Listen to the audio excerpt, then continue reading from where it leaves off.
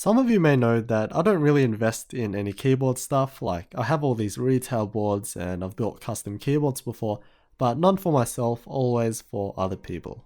So when I was given the opportunity to build this keyboard for review, I was actually really excited, especially since I see myself actually using this as my main for a while, but as always, I'll always be honest in what I say.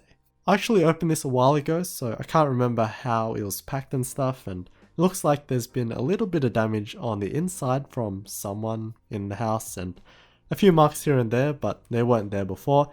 Anyway, I picked out the velvet color, obviously because of red velvet, obviously. The other colors look pretty awesome as well, with some traditional but also other colorful options.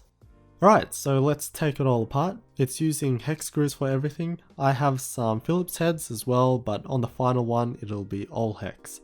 Oh, and also throughout the video you're gonna see the red in different lighting. Sometimes it'll look vibrant and other times it'll look deep, which obviously applies in real life too.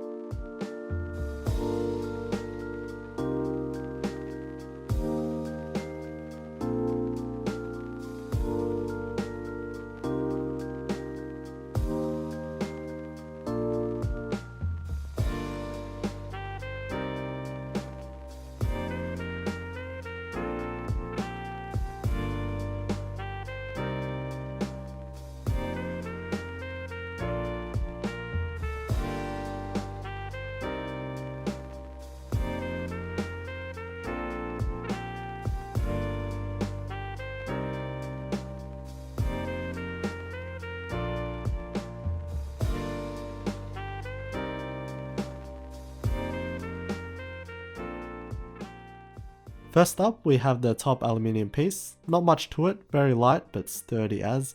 There's two sets of screw holes, one for screwing it into the base and the other for the plate, meaning that it's a top mount design, which we'll see later, and there's some grooves for alignment when putting it together.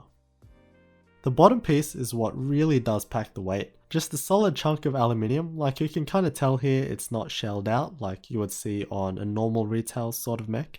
There are some marks and stuff under where the weight would be, which is fine, it's totally out of the way, just something to note.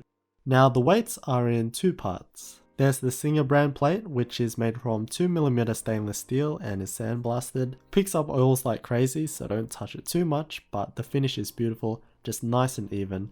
And the logo is classy. Again, you won't see it much, but at least you know it's there. And then we have the signature line head, again made from sandblasted stainless steel, except it's 3mm thick. The plate is in the same stunning deep velvet red. From what I can see, you can choose whatever color you want with the kit, and the finish is so nice, just so damn silky.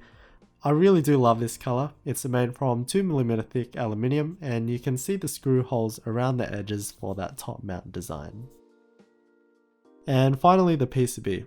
I think this is the first Wilbur PCB I've built with, and you expect quality when it comes to that name, and it really does look beautiful. I'm far from a PCB guy, but purely on aesthetics it's gorgeous.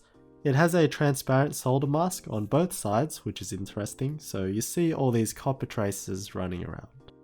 The layout is as follows. Apparently it's a new layout, so probably different to the V1 and V2 Singers. But yeah, a basic 75% layout with the option for split backspace, step caps lock, and just a few bottom row variations with 6U, 6.25U, and 7U spacebars. And as always, you should test the PCB with some tweezers, but obviously I didn't do that because I trust. It also has these snap off bits, again something I'm not accustomed to, so I was a little apprehensive, but they do snap off quite easily.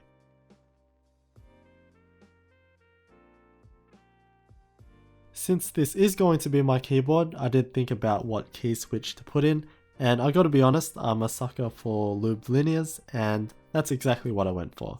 But also purely to be unique for the video, I grabbed some Gateron ink yellows and took the time to lube them up. These were extremely difficult to clip in. I did try other key switches and they were absolutely fine, fit in perfectly. Just these, unbelievably tight that I had to put in all the key switches into the plate first, which I never do, because I just couldn't get the leverage to properly click them in, and this did take a while to get it all down, and we'll talk a bit more about the key switches later.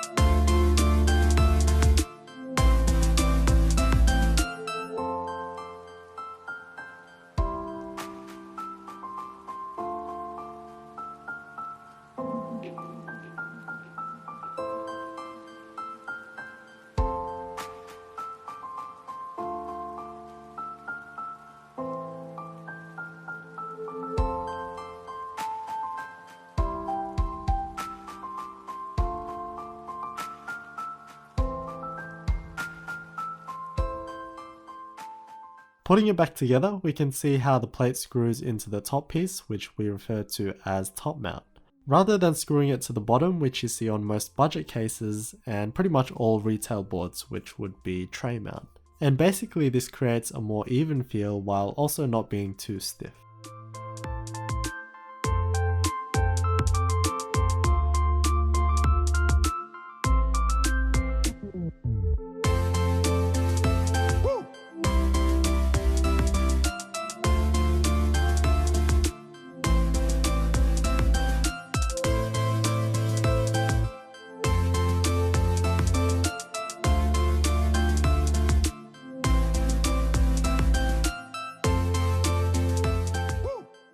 And here it is, all done.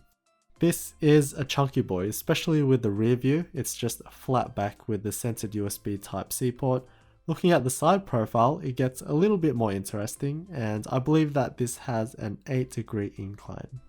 The bezels are sizable, not thick, not thin, just a good amount to show off the aluminium. There are chamfers on most of the edges, with some cutting off before they reach the corner. On the bottom, the stainless steel line head is the star. It's a very geometric kind of angular design, which I like for simplicity.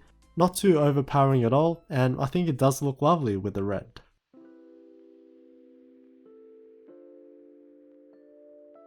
Back to the colour, I can't get enough of this, it's just so pretty. The anodization looks clean and even, and the two halves look to be matched pretty well. I know for sure a lot won't agree with GMK Space Cadet, so here's GMK Hamon. A more traditional take, I would say. Let me know what you think, because I definitely did grow to like the weird combo of Space Cadet and the Velvet Red over time, but these are my keycaps anyway, big thanks to my mate Eric, so I'll have to buy something to chuck on this in the future. The layout is quite a traditional 75% one, besides the spacer next to the arrow keys. Some people don't like the lined up number row and function row. I don't mind it personally, but yeah, it can look a little weird and cramped to some.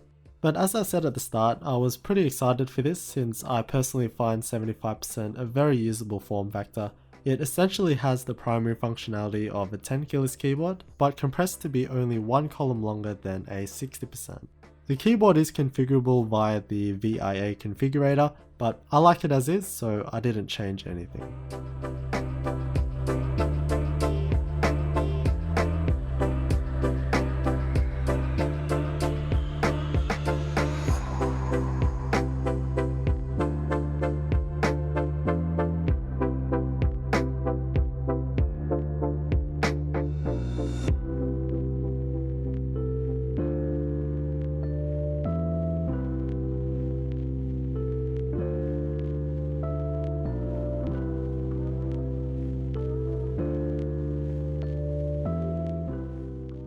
Typing experience is awesome, you can't go wrong with loop linears. Paired with the top mount design, it's a solid typing experience. Bottom mount feels slightly dampened, there's no ping, and the sound is pretty good as well.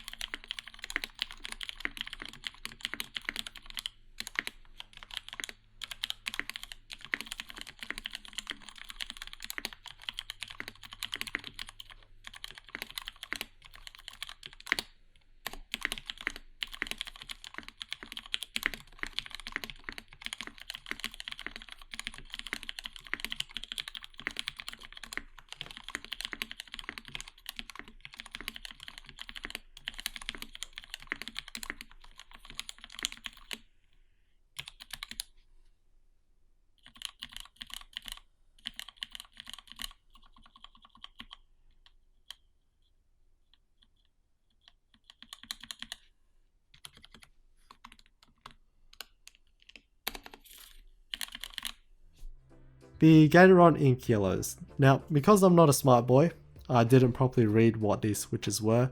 I knew they were linear, and since ink blacks are everywhere and I didn't want the reds because they're too light, I got the yellows.